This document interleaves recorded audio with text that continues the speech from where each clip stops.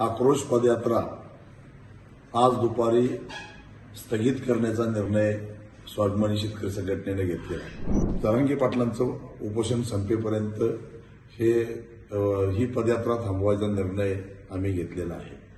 मात्र जिथून पदयात्रा थांबलेली आहे तिथून लवकरच आम्ही पुन्हा सुरुवात करणार आहोत। आता आम्ही छत्रपती शिवाजी महाराजांनी शिकवलेल्या गनिमी काव्याचा वापर करणार आहोत।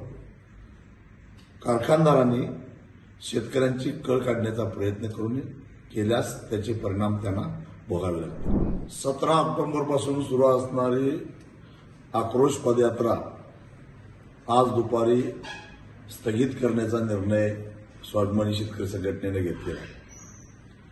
24 ऑक्टोबरपासून सुरू असणारं मनोज जरांगे पाटील यांचं मराठा आरक्षणाच्या मागणीसाठीचं आंदोलन चिघळत चाललेलं आहे। त्यांच्या प्रकृतीला धोका निर्माण झालेला आहे।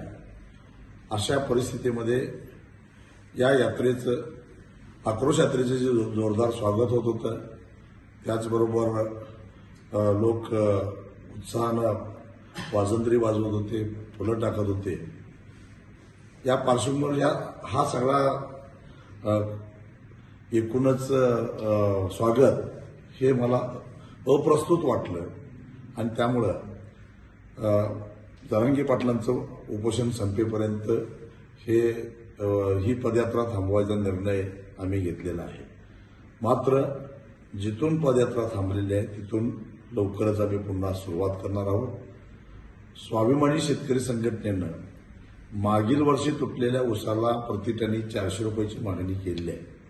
ती मागणी जोपर्यंत पूर्ण होणार नाही तोपर्यंत कारखान्याला एक कांड सुद्धा ऊस देणार नाही। आता आम्ही छत्रपती शिवाजी महाराजांनी शिकवलेल्या गनिमी काव्याचा वापर करणार आहोत। कारखानदारांनी शेतकऱ्यांची कळ काढण्याचा प्रयत्न करून केल्यास त्याचे परिणाम त्यांना भोगावे लागतील।